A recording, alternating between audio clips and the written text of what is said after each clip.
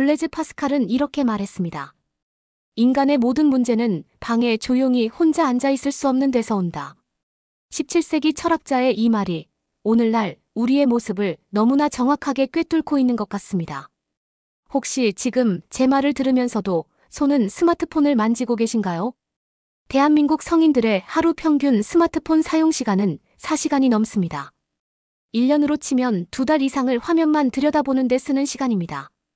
자, 지금부터 딱 10초만 아무것도 하지 않고 가만히 있어 보세요. 해내셨나요? 아니면 이미 손이 주머니나 가방 속 스마트폰을 찾고 있었나요? 우리는 스마트폰 중독을 넘어 호모 스마트니쿠스, 즉 지루함을 참지 못하는 인간이 되어가고 있습니다. 갓생 살려고 열심히 뛰는데 왜 쉴 때조차 불안하고 공허할까요? 왜 모든 걸 다 성취하고도 번아웃에서 벗어나지 못하고 무기력할까요? 오늘 우리는 세상에서 가장 부정적이고 피하고 싶은 감정, 지루함을 새로운 시선으로 재발견할 것입니다.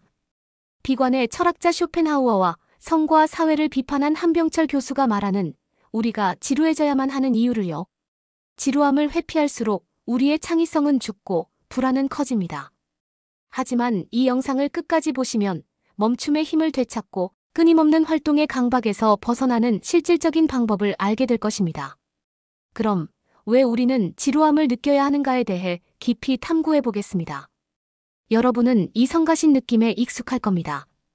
아무것도 하지 않고 있는데 정작 쉬고 있는 것도 아닌 그 상태. 당신은 활동하고 있지 않지만 무언가를 해야만 할 것 같은 기분을 느낍니다. 어린 시절에는 장난감이 다 시시해졌을 때, 어른이 되어서는 OTT 서비스를 수십 번 스크롤해도 끌리는 제목이 없을 때 찾아오죠. 지루할 때는 무언가 잘못되었다는 느낌, 이 비활동성이 견딜 수 없을 만큼 고통스럽기에 우리는 필사적으로 주의를 분산시킵니다. 독일의 염세주의 철학자 아르투어 쇼펜하우어는 이 지루함에 특히 주목했습니다.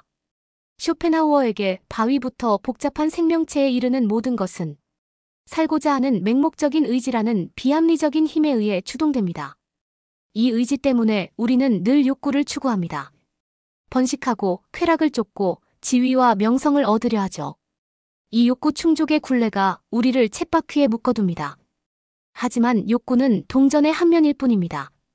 욕구가 충족되는 순간 그 반대편에 있던 것이 고개를 듭니다. 바로 지루함이죠. 욕망을 쫓는 초조함은 사라지지만 추구할 것이 없다는 고통이 우리를 다시 활동으로 밀어냅니다. 쇼펜하우어는 지루함을 피하기 위해 쾌락을 찾는 사람들을 이렇게 묘사했습니다. 지갑은 채우려 애쓰지만 머리는 비워두는 불쌍한 무리들은 할 일이 없다는 비참함 때문에 사방으로 달려가며 여행을 다닌다. 지루함은 우리가 욕구를 충족할 때마다 매번 공격하는 맹금류처럼 우리를 지켜봅니다. 그리고 현대사회 비평가인 한병철 교수 역시 지루함을 욕망의 그림자로 봅니다. 그러나 한병철은 지루함을 우리가 너무 과도하게 활동적이라는 징후, 즉 병의 증상으로 해석합니다. 우리는 가만히 앉아 명상하거나 진정으로 쉬거나 사색할 수 있는 능력을 잃어버렸습니다. 한병철은 이 과잉 활동과 끊임없는 성과 추구에 중독된 사회를 성과 사회라고 부릅니다. 성과 사회는 그 전 단계인 규율 사회와 대조됩니다. 이 사회는 우리를 극도로 활동적이고 야심차며 자기 주도적인 성과 주체로 바꾸어 놓았습니다. 우리는 늘 무언가를 해야 하고 끊임없이 목표를 쫓으며 가만히 있지를 못합니다. 행동하는 삶이 우리의 기본 설정이 되었고 존재하는 것은 무의미하고 쓸모없는 시간을 낭비하는 행위가 되었습니다. 가만히 있기는 시간 낭비와 동의어가 되었죠. 기술은 우리가 시간을 다루는 방식을 완전히 바꿔놓았습니다. 예전에는 그저 앉아서 하루를 되돌아보거나 책을 읽는 것이 일상이었지만 이제 우리는 드라마를 보면서도 폰을 스크롤하는 멀티태스킹에 중독되었습니다. 모든 것은 속도, 효율성, 개선, 그리고 양우선입니다. 우리는 늘 성과를 내야 한다는 강박에 시달리며 여기에 경험해야 한다는 강박까지 더해져 쉼없이 달려갑니다. 우리의 관계는 시간과 완전히 바뀌었습니다. 세상의 자연스러운 속도가 우리에게는 견딜 수 없는 고통이 되었습니다.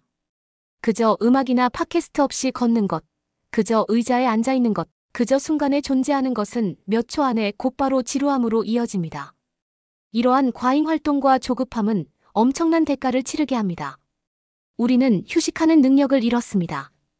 한병철은 깊은 잠이 육체의 정점이라면 깊은 지루함은 정신의 정점의 휴식이다라고 썼습니다. 우리가 번아웃을 겪고 우울증과 스트레스성 질환에 시달리는 것은 당연합니다. 더 큰 문제는 이것이 깊은 생각과 진정한 창의성을 가로막는다는 것입니다. 인간에게 가장 고유한 능력인 발명과 창조, 천재성의 출현은 바로 이 게으름의 자궁에서 나옵니다. 한병철은 말합니다. 깊은 주의력이 가능한 환경에서 문화는 전제된다. 여기는 낮은 지루함 내성 때문에 창조적인 과정에 도움이 되는 깊은 게으름을 허용하지 않는다. 그렇다면 인간이 스스로의 활동 속에서 질식해가는 이 과잉 활동을 어떻게 다룰 수 있을까요? 해답은 우리가 그토록 피하려 했던 것, 지루함 그 자체에 있습니다. 지루함은 일반적으로 즐겁지 않은 경험입니다.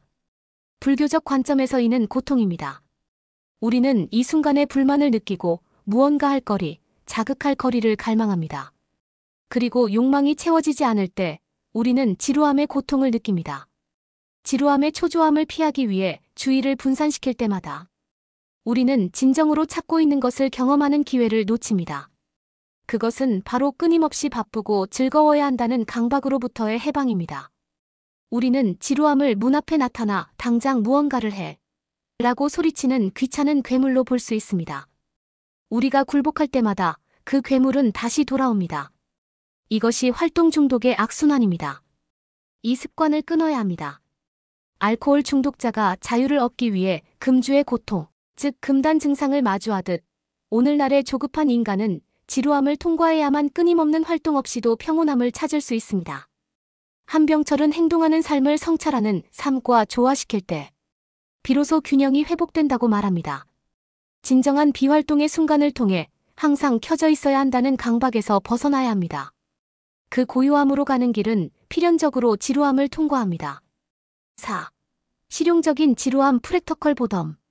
이 과잉 활동의 덫에서 벗어나려면 사고방식의 전환이 필요합니다.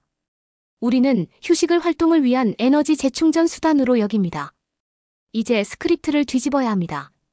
활동하기 위해 존재하는 것이 아닌 존재하기 위해 활동하는 것을 우선순위로 삼아야 합니다. 불교 승려들을 보세요. 그들의 활동은 그들의 주된 영적 수행, 성찰을 유지하기 위한 보조수단일 뿐입니다. 그들의 삶의 목적은 활동이 아니라 존재입니다. 호모 스마트니쿠스에게 명상은 지루하기 짝이 없습니다. 명상은 그의 기본 생활 방식에 대한 위협입니다. 하지만 바로 이 지루함과의 정면 충돌이 그를 진정시키고 궁극적으로 지루함을 덜 느끼게 만드는 치유가 됩니다. 첫 번째 실천은 기다림의 기술을 익히는 것입니다. 사람들은 기다리는 것을 싫어하지만 활동과 활동 사이의 이 순간이야말로 시간의 자연스러운 리듬과 재연결할 기회입니다. 폰을 꺼내지 마세요. 그저 흐름이 오고 가는 것을 관찰하세요. 두 번째는 디지털 단식 또는 도파민 디톡스입니다. 우리는 하나의 도파민 공급원에서 다른 곳으로 끊임없이 이동하며 자극 없는 삶을 견딜 수 없게 됩니다. 이 덫에서 벗어나기 위해 일상 중 폰을 끄는 시간을 정하거나 스크린을 끄고 느린 형태의 엔터테인먼트를 즐겨보세요. 저도 최근 좋아하는 스타트랙 딥 스페이스 나인 시리즈를 다시 보기 시작했는데 처음에는 그 느린 속도에 적응해야 했습니다. 하지만 끊임없이 자극적인 짧은 클립을 보는 것보다 훨씬 더 편안하고 심지어 사색적입니다. 마지막으로 의뢰를 삶에 되찾아오세요. 종교적인 의식이 아니어도 됩니다. 생산적이지 않은 단순한 일상의 제스처입니다. 의뢰는 무언가를 달성하는 것이 목적이 아닙니다. 하지만 구조와 리듬을 제공하고 한 단계를 마감하고 다른 단계의 시작을 표시하며 시간을 느리게 합니다. 아침 산책, 오후 2시에 차 한 잔, 매주 같은 시간에 특정 프로그램을 시청하는 것 등이 좋은 예입니다. 이러한 느린 생활 방식으로의 전환은 분명 지루함을 불러올 것입니다. 하지만 지루함이 찾아왔다면 당신은 올바른 방향, 즉 평온으로 가는 길을 걷고 있다는 뜻입니다. 지루함은 우리가 도망쳐야 할 괴물이 아니라 진정한 나를 만날 수 있도록 초대하는 현명한 손님입니다. 끊임없이 바쁘고 생산적이어야 한다는 사회의 강박에서 잠시 벗어나세요. 오늘부터 단 1분이라도 그 지루함을 허락하고 멈춤의 힘을 되찾으시길 바랍니다. 시청해주셔서 감사합니다. 이 영상이 당신의 삶에 작은 평온을 가져다 주었기를 바랍니다. 구독과 좋아요, 알림 설정으로 저와의 여정을 함께 해주시면 감사하겠습니다.